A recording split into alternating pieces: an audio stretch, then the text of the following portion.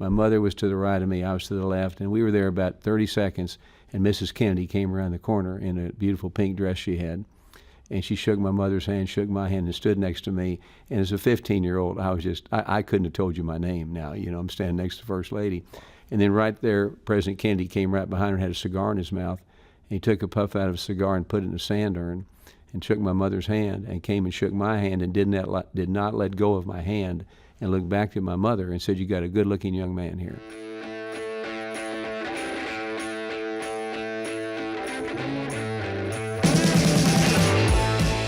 Hey, y'all. This is where Texas politics gets interesting. Here again are two guys named Jason, some great guests, and cold Texas beer for another smart conversation on Yall-itics, the unofficial political podcast of Texas. Hey guys, welcome back to a brand new episode of Yall-itics. Wheeler is going to be really upset that he missed this. We're on the road. We came over. Is this still Tarrant County? No, you're in Parker County. Parker County. We've never done a podcast in Parker County. Our very first podcast in Parker County. We are with Congressman Roger Williams. Thanks for having us out to the ranch. Well, we're glad you came. We want to show you some stuff we got. Well, I appreciate it. This is your ranch and your museum as well. You have all kinds of artifacts in here.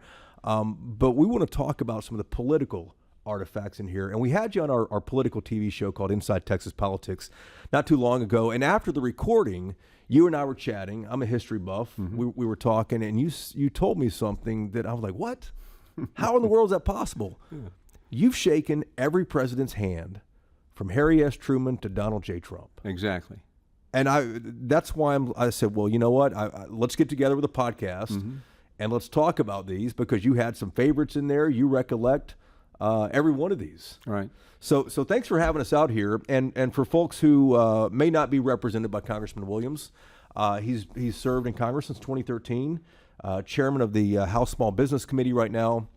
Before that, though, he was the Secretary of State in Texas under Governor Perry from 2004 to 2007. And for folks who may have purchased a car from you. Well, I hope so. Car dealership owner as well in Weatherford, right? In Weatherford, right. All right. I know you're with all the stuff. You're a busy man. And then for the sports nuts, I can't leave this out because I'll have people say, "Well, why didn't you mention his baseball career?" Yeah. You know, former baseball player, TCU, outfielder, right? Outfielder, and then with the Atlanta Braves, mm-hmm. with the farm team there. You had a rotator cuff injury? I did. I had people said, well, "Did you get Tommy John surgery?" I said, "No, Tommy John was still playing when but I did tear a rotator cuff sliding into first base, and I never did that. I always went feet first, but this time I went head first, and my shoulder hit the ground, and I tore a rotator cuff. And that did it, huh? That pretty much does it because if you're playing second base and you can't make the turn on a double play from third to second to first, you're in the wrong business. What did you think about the World Series? I thought it was fantastic, and I was really excited about the numbers that came out. I think you would know 46 million people, I think, watched the seventh game, which was great.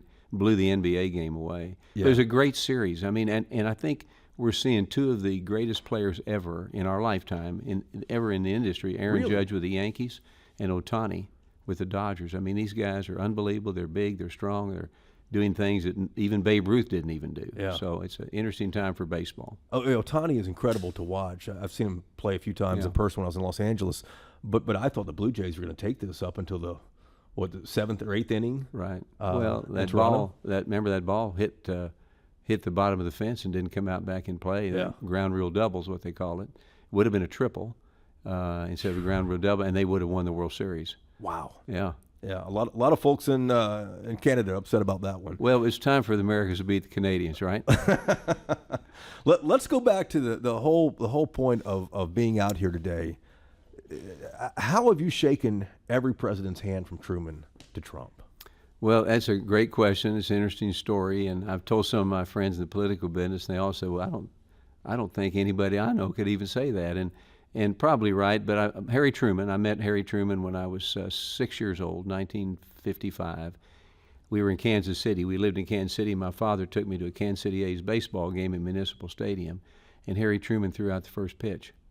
And after he threw out the first pitch, they got a lawn chair and put it under the bleachers, and people lined up single file to shake his hand.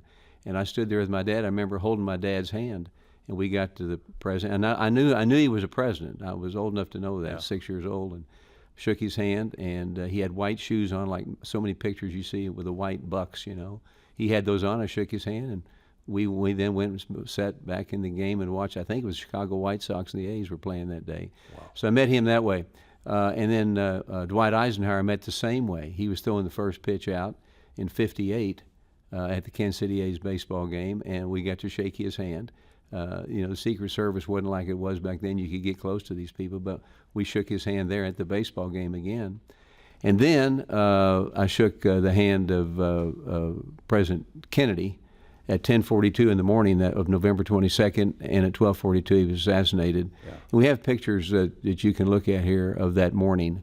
But I remember when the whole story was the fact that my father was asked by Congressman Jim Wright, who's a lot of the congressional seat I have here now, asked my dad if he would supply the cars. We were the Chevrolet dealer. If he would supply the cars for the motorcade from Carsville Air Force Base to the Texas Hotel and back. And Dad said absolutely, and he supplied all the convertibles that you see in the history photographs. But my dad said I would love it if my young son and my wife could meet the president. And Congressman Wright said, well, let's try to work on it. Well, the morning of November 22nd, 1963, my mother and I went to the breakfast.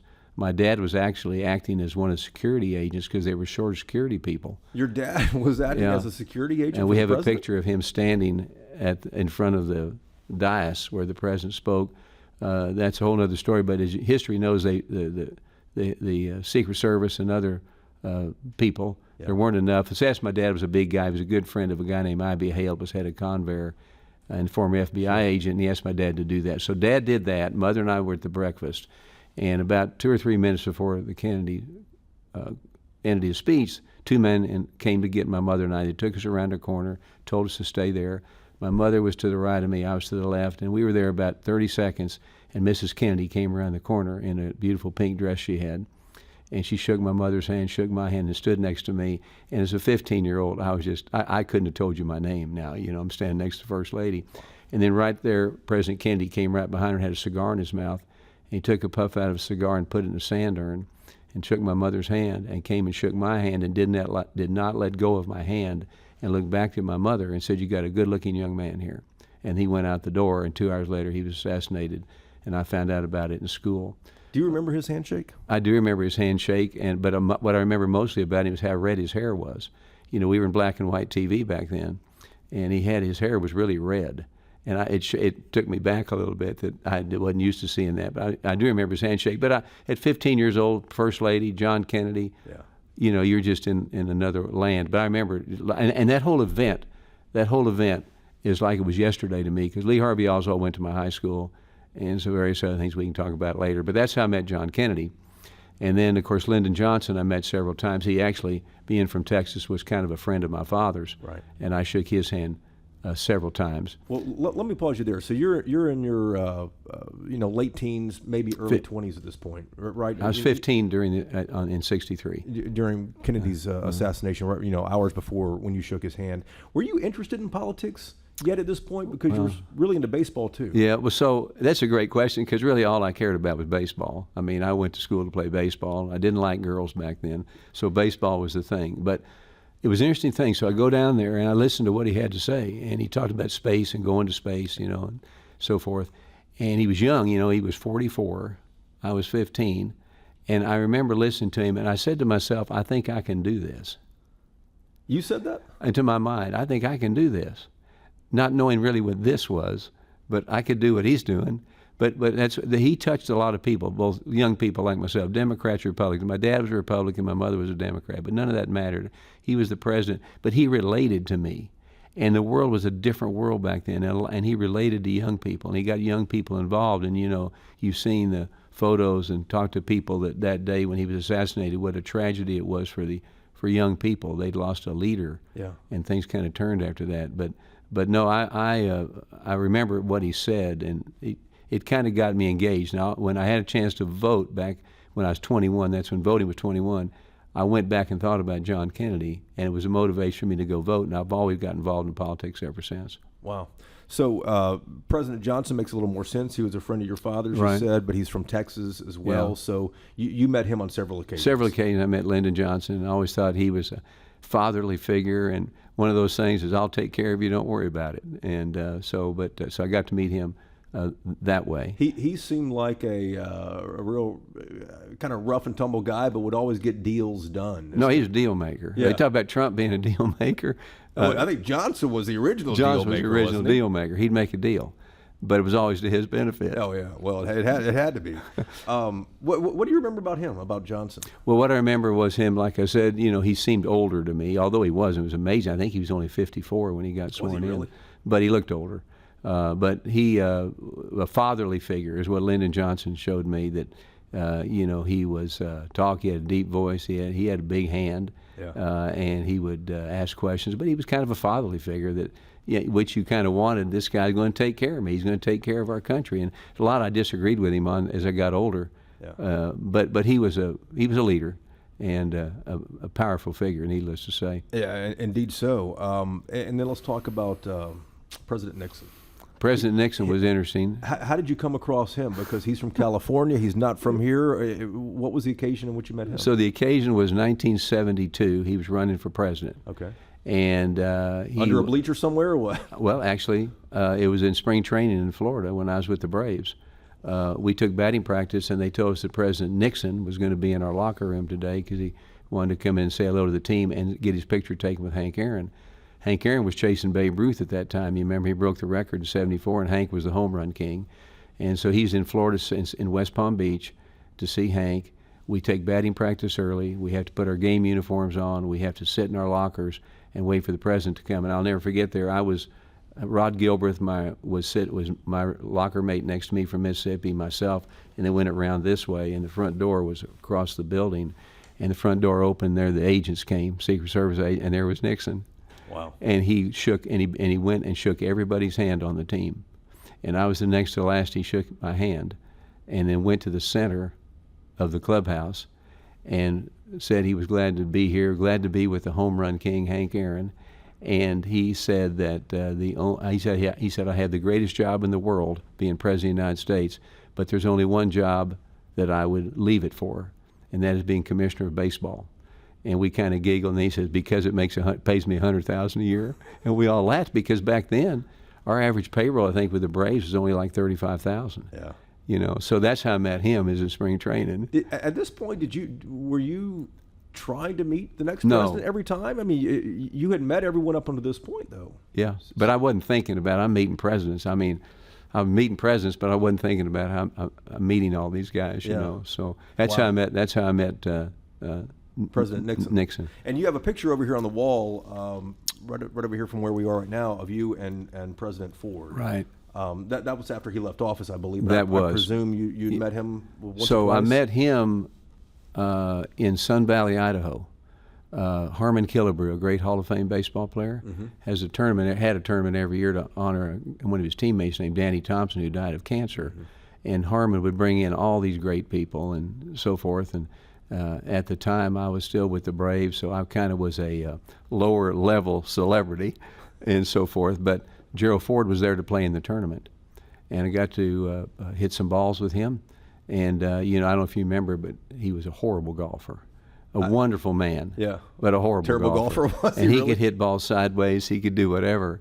And so I got to play some golf with him at Sun Valley in in Harmon Killebrew's golf tournament. Yeah. And it was a great man, but a horrible golfer. That's funny. And was that the 70s or the 80s? When was that? That would have been I guess it was in the 80s or so. because- early 80s. Yeah. based on the 79, photo. 80, 81. That picture you see is at Ambassador's house in Palm Springs at an RSC event. I was vice chair of the RSC at the time. We had an event, and he was our guest. Okay, and that's where gotcha. that speaker is. And that then picture.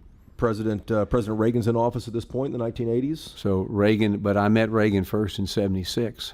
A lot of people forget he ran against Gerald Ford in the primary. You remember? Yeah, oh, absolutely. And got defeated. Yeah. But he came to Fort Worth, and I got to meet him at a person's house in Fort Worth who was a big Republican donor, had him there. So I shook his hand there. And then he came back, and there's pictures of that. And then he came back to Fort Worth in '80 and had an event at the Texas Hotel, and there's pictures of my dad giving him a jackalope. My dad, Jack Williams, was kind of the mayor of Fort Worth. You know, he had gimmicks he'd give to everybody. There was a picture of it. He received a jackalope. And so I shook his hand several times during those couple of years. What do you remember about President Reagan? Because people called him the great communicator.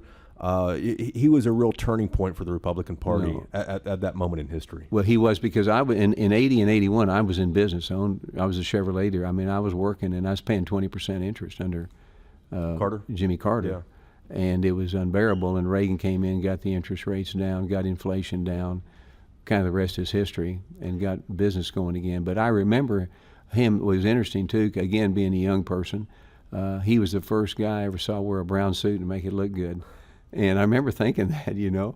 And he really was a big guy. I mean, he was. Was he really? I mean, I'm going to guess he was 6'2", probably, and which is fairly large, and so forth. So, well, I checked him over pretty good. Yeah, I bet. Well, for the history buffs here, you just reminded me. I skipped over President Carter. Right. That's a president that I've met from his Habitat for Humanity days. How did you meet President Carter? Well, it's really kind of funny. So it was a Sunday morning, and I was out running on a Sunday morning, and it was, I'm going to say it would probably be July or something. In Fort Worth? In Fort Worth. I lived over by TCU, and I'd run around TCU. So I'm running down University Drive on a Sunday morning, and I look to the left at the Christian church on campus. Yeah. Police cars everywhere, people standing everywhere, barricades, you couldn't turn right. I'm running around, and add to that, I got no shirt on, and I'm running around.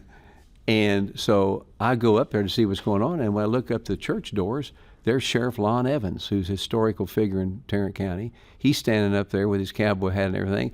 I knew him. He knew my dad. So I just run up to see Sheriff Evans, no shirt on. And I said, "What's going on?" He said, "Jimmy Carter's in there. If you stand next to him, you shake his hand." So I stood next to the sheriff of Tarrant County. The big doors opened up, and there was Jimmy Carter. And you're standing there without a shirt? Yeah, jogging pants, no shirt on. And he shakes Lon Evans' hand. I remember he said, "Thank you for the security." He didn't say anything. I was next in line. He shook my hand, went on down the road, got in the limo, and gone. So I got to shake Jimmy Carter's hand that way. Wow. That's a good story. I didn't realize you were just jogging by. And was that a Sunday morning, you said? Sunday morning. Sunday morning. And you didn't realize the president was in town? I didn't have a clue he was in town. I should have been in church probably. Yeah. So there's another Texan in the White House after President Reagan, first President Bush, George H.W. Bush. Mm-hmm. I presume, being a Texan, you ran across him a couple times? One of my dearest friends. He was like a father figure to me. We hit it off immediately. I started trying to help him win in '88, you know, and so forth. Got involved in his campaign, but we became very, very close. When I announced for Congress, I went to his office and announced it. He was my finance chair when I announced for Congress. We shared baseball as a 41. We shared baseball as a passion, but a dear, dear friend, and I really cried a lot when he passed away. But he was always there for me. He gave me advice. I'd go talk to him a lot, and he was just really a good man. And then he put me on the board of the Bush School and the Bush Library. Well, the Bush School down at A&M, not the library. The Bush School, which was a huge honor back in 2000. He put me on that. I was on the board of the CVN-77, the George H.W. Bush aircraft carrier, which opened up a lot of doors for me and got to meet a lot of neat people. But I would go down to A&M and sit with he and Barbara and his good friend Drayton McLean, who used to own the Astros, and we would sit and have lunch together. I've got pictures of all this. Wow. And we'd sit and talk baseball. We wouldn't talk politics because Gene Becker, his chief of staff, would say, "No, Mr. President, we're not going to talk politics today. We're going to talk baseball." So Drayton McLean, myself, and the president and Barbara would talk baseball. Yeah, that's and good. So forth. And he always had a great story that he said it was. He said I started something I never got credit for, and I need to. And he was telling Drayton McLean and I this. And Gene Becker said, "Mr. President, you can't go there." He said, "No, the statute of limitations is over, but I can go there." He said, "I'm at a baseball game, in Colt 45's game in 1961. Wow. And that's before they were the Astros. Sure. He said they had a player named Staub on the team, Rusty Staub. And he said for some reason Staub wanted to see me. So after the game, I'm on the front row. Staub comes walking toward me. And President Bush says, "I don't know why I said it. I don't know what I meant." But as he came to me, I came out of my mouth and said, "Staub, you the man." And he said, I'm the guy that founded UNA. Man, I don't get credit for it. Bush said that? That's 41 said that, yeah. So it's kind of a funny story. Yeah. But he was like a fatherly figure. We went to Kennebunkport several years to have a couple days with he and Barbara, and it's great. But being on the board of the Bush School was a big deal for me. And besides President Carter, President George H.W. Bush, 41, is another president I remember meeting. And you know, everyone looks back at history with rose-colored glasses. Yeah. But I think that both of those presidents, but especially President Bush, since we're having this conversation now, they were so different. They seemed much more honest, and maybe they weren't, but looking back, they really seemed that. And they seemed much more fatherly figure type. Well, they were, like and they were even doing the right thing. Yeah, even as I got older, he was a fatherly figure to me, George H.W. Bush. But, you know, that was also during the days, too, that you could agree to disagree. Sure. And they disagreed all the time, but then you see pictures, right, of them standing there or going to the ball game, or Tip O'Neill and Speaker Ronald O'Neill, Reagan. Remember all the stories we heard about that? And that's the way it's supposed to be. But we've lost a little of that now. Do you miss those days? Well, as I've reminded people, I'm a car dealer. I'm proud of it. But I tell people, if you come see me, I'm going to hit you up here. You're going to hit me down here, and we'll settle in the middle. Yeah. And in a way, we could get some things done if we do that. And you don't have to do that to give up your core values. I mean, I've got core values that I won't ever give up. But we could probably put those over here, find the stuff we agree on, and knock it out and get it done. And to stay on that side street for a moment here, are you ever able to make that point to your colleagues? Well, the I'll hit you here, you hit me here story, I do that all the time because it's true. Yeah. And we should be able to agree, because I firmly believe, as separated as we are now, and we are very divided, and we are divided by anger, I still believe there's more that we agree on than we don't agree on. And why we don't focus on what we agree on and knock it out and move the pile of not agreeing over here and get to it later, I think the public would like it better. I think more people may get engaged in politics that they're not now because they just don't want to have people yelling at them and getting beat up and threatened like we all have happened. And I would like to get back to that. But you don't have to give up your core. I mean, I'm a Christian conservative. I'm not changing that. Yeah. But I'll bet you we could agree on a lot of other stuff.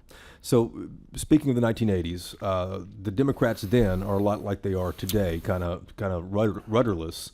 Walter Mondale didn't do anything in '84.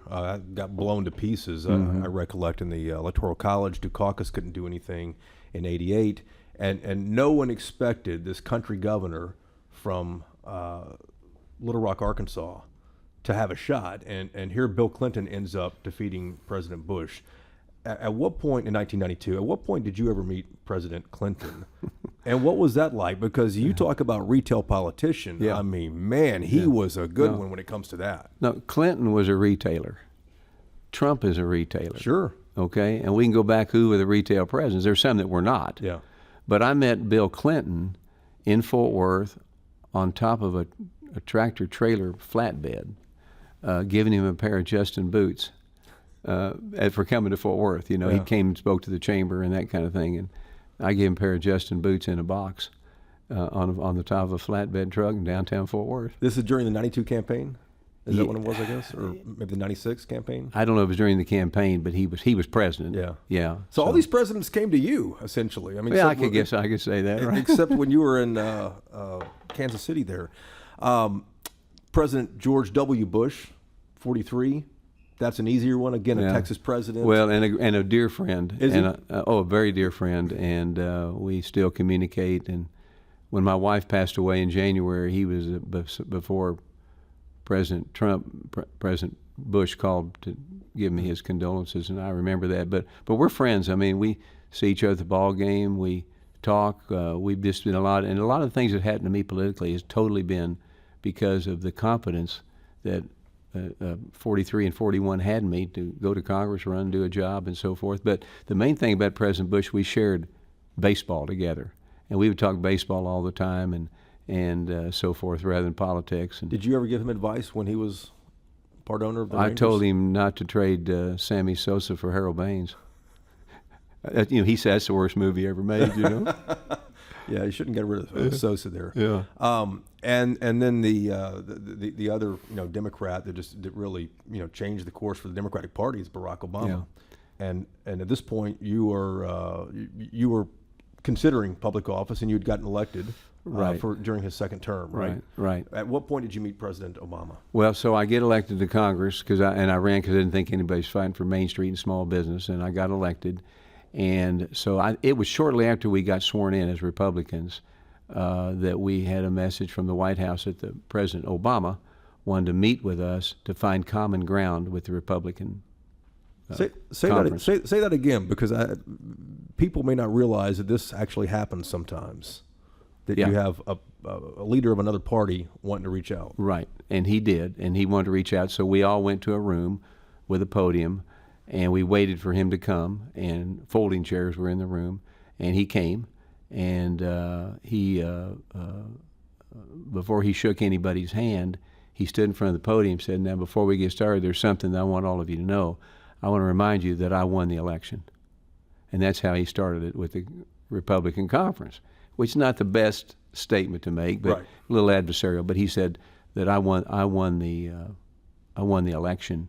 He was going to spend his political capital, Yeah. but he wanted you guys to know that. He wanted us to know that, and then he shook everybody's hand, and that's I was actually on the front row, and I shook his hand like anybody, and he went Yeah. down and so forth. But that's how I met him, and then the other time I shook his hand was at President Bush 41's memorial service in Houston, Yeah.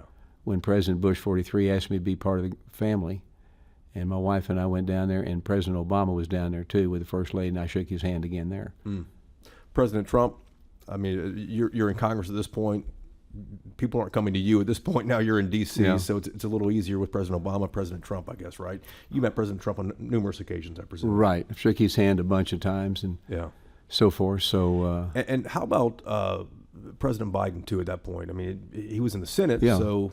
so I shook President Biden's hand during a congressional baseball game, okay? Okay. And was he president at the time? He was president. Okay. And what was interesting was they had the third base side, we had the first base side, got 40,000 people in the stands. About the fourth inning, the Secret Service walked behind home plate during innings, came up to me and said, "President Biden is over there, and he'd like to come over here and shake hands with you and say hello to your team." And I said, "Well, absolutely. I mean, bring him over. I want to shake his hand." So he came over, but it was weird because when he came around, he had no agent with him. He came by himself and walked along behind home plate just as one of our guys hit a ball up the alley and made it a home run, because you can do that in this game. And anyway, so I'm sitting there, and I got pictures of this I can show you. President Biden had a thing about he would get close to you. He would get closer than most people and talk to you. Well, in this particular case, he came over to me. I stuck my hand out. I said, "Mr. President, I'm Roger Williams from Texas." He said, "I know who you are." I said, "Mr. President, do not raise taxes." I said this during the baseball game. Shook his hand, and there's a picture of him holding me up. I'm putting his hands here. And he shook his hand, shook my hand. We shook my hand. He said something, and he spit chicken right on my face right there. And there's a picture of this. I'll show it to you. And that's how I kind of met President Biden. He had been eating a chicken sandwich. I or guess having so, chicken and he something. left part of it on my cheek when he said hello to me. But there's this picture of me pushing away like this. That's the one over here on the wall. That's it, yeah. Is that it right there? That's it. Yeah. Yeah. With the TCU cap on. Yeah. Right here. Yeah. We'll show our viewers that for those, for So those I mean, of you that's watching that. I mean, That's pretty good. I shook his hand, and I took one for the team, I guess. So, looking back, I mean, obviously these are all vastly different personalities, Mm-hmm. from Harry S. Truman to President Trump.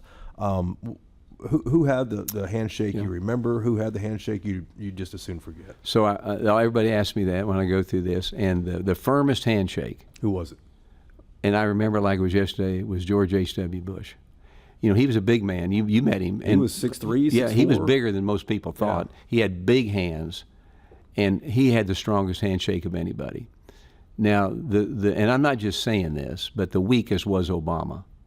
He didn't grip it. He kind of held it. But that was the way he shook hands. Yeah. But it was the weakest. But in defense of President Trump, he had the retail handshake. And the retail handshake is grab your hand and pull him. You know how he pulls everybody toward him, Yeah. which in handshake world is the saying to you silently, "I'm in control here." And then he has that handshake. He has a retail handshake. But the strongest, without a doubt, was George H.W. Bush. And who else had that retail handshake? President Clinton, I think, probably had that. Yeah, Clinton had a retail handshake, but didn't know it was a retail handshake. Yeah. He was just aggressive, you know. But Ronald Reagan had a good firm handshake, you know. Really? But none of them were like President Bush because he had such big hands and was very strong hand. Interesting. Yeah. And you know what's interesting too is that you know, as a businessman you have to deal with everybody, but you sought out handshakes with some Democrats as well. Yeah. Oh yeah. And well, a handshake is a gesture of we're going to do some business or we're friends. I mean, it's the way it is. And you know, I'm amazed that some of these kids today, younger generation, don't reach out and shake your hand.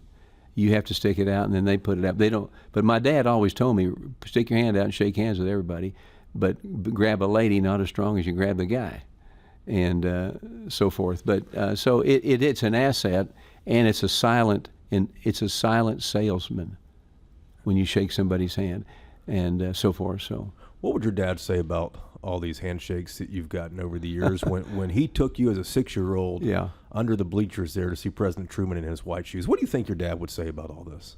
Well, I think he'd be proud of it, and I think he would include himself in the story because Daddy died in 90, so he was right there with me through 1990. Yeah. No, well, that's not true. He was there with the first two. But, you know, he was so, and he knew, like I say, he knew Reagan pretty well, knew Johnson pretty well. Did you ever call him and tell him that you met presidents, that you were running without a shirt and saw President Carter, that you saw these I think presidents? I probably did because my parents were still alive. I probably told him I met President Carter today and I had no shirt on. But I do know that I called my dad in 72 when I met President Nixon. Yeah. When I was with the Braves, I called Dad and said, Dad, I just met the President Nixon. And Dad said, that's great. How many hits did you get today? He didn't care as much about no. that. That's funny. Let me ask you about the quick news of the day here. Politics has obviously changed dramatically, especially over the last decade. We've seen the Democratic and Republican electorates completely flip with who supports each party. And then anti-establishment candidates like Donald Trump and then Zoran Mamdani from New York City, the new mayor up there in New York City, Democratic Socialist. I'm curious why you think that voters today, whether it's across the country, it's in Fort Worth, anywhere in Texas, or even New York City, why they're rejecting these traditional lawmakers who have, you know, made a business on Main Street and wanted to take their experience to D.C. to cut taxes. People aren't interested as much in that on these, you know, larger offices. It doesn't seem like. Well, it's an interesting time we're in because, you know, we've gone from one end to the other. It seems in both parties that certainly in the Democratic Party, the far left has taken it over. And I think, too, that what we have to create in America, and I think President Trump is doing this, but I think we have to create in America one of hope in America, that everybody can hope, that has hope that they can realize the American dream as opposed to not. And I think we do that, again, by trying to get along, pass legislation that is good for our country within the Constitution. But we need more people involved. We don't have young people getting involved in politics. And the shame of it is we don't have experienced people getting involved in politics. I have people tell me, Roger, I'm with you, I support you, but I wouldn't do what you're doing. Well, I tell them, when you tell me that, you're the problem. Because we need you involved. You don't have to run for Congress. You don't have to be mayor, but you can sponsor some young person that might think like you do to get him along and get him engaged. Yeah. Because I always remember this, when I decided to run for Congress, first person I called was President Bush 43, and I told him what I was going to do, and he said, I'll support you. And he said, but let me just tell you, Williams, if good people don't do this, bad people will.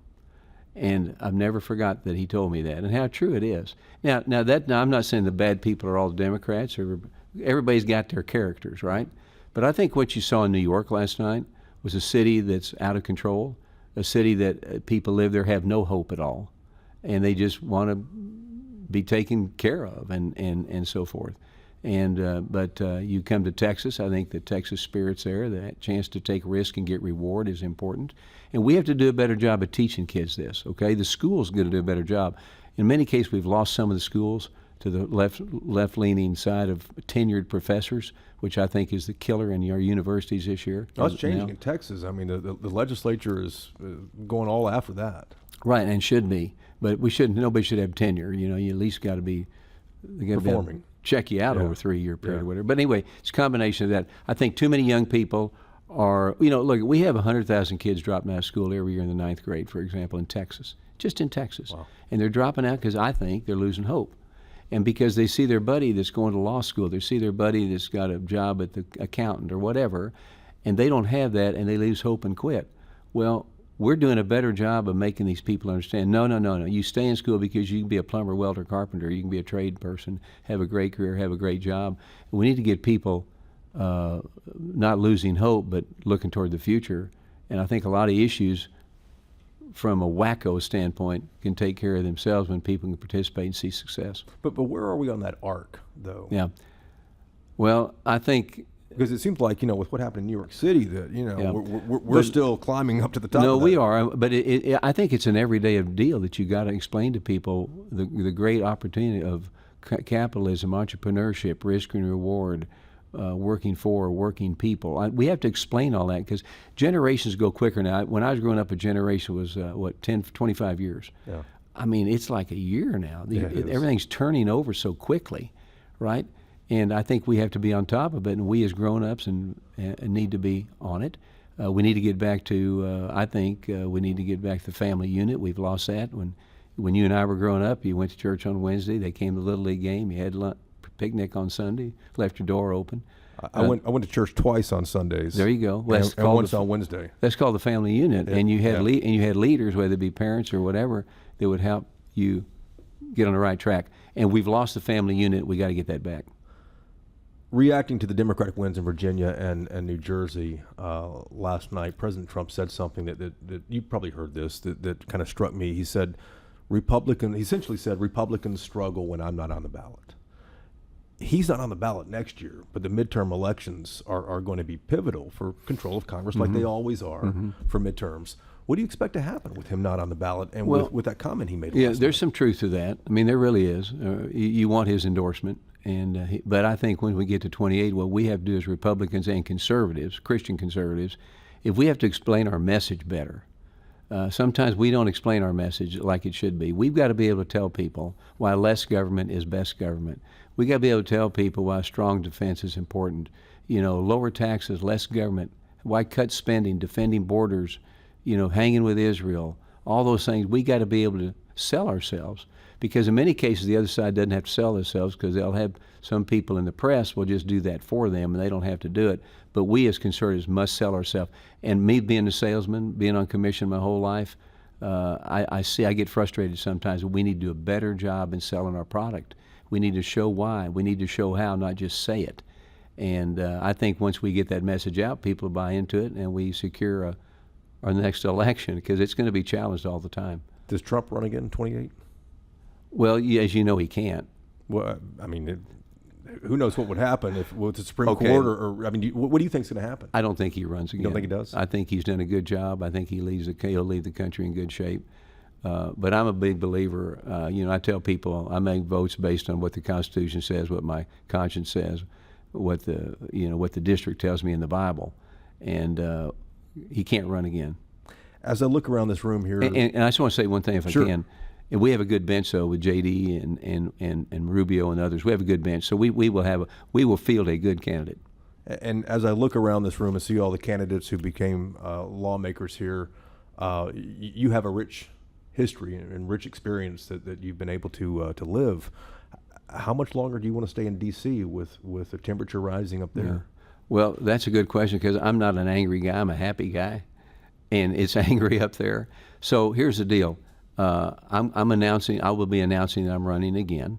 I chair the Small Business Committee, which is important, and I don't want to give up a chairmanship. I think I'm the right person to lead that committee, and I frankly want to stay with Trump. I don't want to leave him in the middle of the cycle because he needs all the friends he's got, and we don't agree on everything. We agree on most things. So I plan on running again, and we'll see what happens. Do you expect a challenger? After that? Well, I always expect a challenger. I mean, that's the great thing about running for public office. Anybody can do it and so forth. So if I have a challenger, I think my message and my stance in my 15 years in Congress will stand for itself, and I think we'll be okay. But we take nothing for granted. and we talk about the rich histories here of so many people and you've shaken hands with over the years. What do you think your legacy is when you're hanging on somebody's wall? Because I'm sure you're on quite a few walls yourself. What do you want people to remember about Roger Williams? Well, you hope that somebody remembers you. President Trump told us the other day that nobody in this room will remember us 100 years from now, but one person will be him, and he's right. But look, I think we've left a legacy from a business standpoint, political, even sports. And I guess I'd want people to realize I was honest. They knew where they stood with me. I really worked hard. Love my family, love my country. And that's pretty much it. And at the end of the day, one thing my dad said, and he told me this, and I've told this to other people, is that what you want to do is live a life that is worthy of being copied. And that's pretty true. If you can live a life, if your life is one that somebody wants to copy, I think you've done your job. I don't know how else to end the podcast besides that right there. Congressman, thank you so much for having us over. I'm really glad we made the trip to Parker County. It's been fantastic. I can't wait to take a deeper look around the archives here because you have some fantastic stuff. Is there any one thing that you really like to show visitors when they come in this room? Well, they're all so different, but I do have one thing that people have told me, experts have told me it's the only thing I like. It's priceless, and I'll be able to show it to you. But it's 1969. My dad was the 100th anniversary of baseball, and I was at TCU and I had a good year. And as a payback for having a good year, my dad took me to the 100th anniversary banquet to honor baseball. And Mrs. Babe Ruth was there, Miss Lou Gehrig was there, Dizzy Dean was there. I mean, you name it. This is 1969, so you had a lot of guys. Some guys actually played at the turn of the century were there. It was great, and I got a picture of this, and so forth. But we got on the plane at Love Field to head up there, and we flew first class. And we got ready to go, but we were delayed because there was one seat that was empty, and we were, I guess, waiting on that about 3 or 4 minutes. And finally, that person that was going to sit in that seat walked in. And when he walked in, I knew exactly who it was. And we took off, and I told my dad, said, "Daddy, I'm going to get his autograph." Who was it? So I go up there, and I was smart enough to take a pen with me, but I didn't take something to write on. So this guy had a blue blazer on, a red shirt, white tie, alligator shoes with tassels on them. It looked perfect. I took my pen up there and I said, "Mr. Mantle, Mickey Mantle." He had just retired that year. I said, "My name's Roger Williams. I play at TCU. You're my idol. Can I get an autograph?" He couldn't be even gracious. I didn't have anything, so he reached in the pocket in front of him and took my pen and wrote to me, "To Roger, keep slugging, Mickey Mantle," and he gave it to me. Wow. Well, the thing that makes that more valuable than anything is because, if you have something nobody else has, that's got value to it.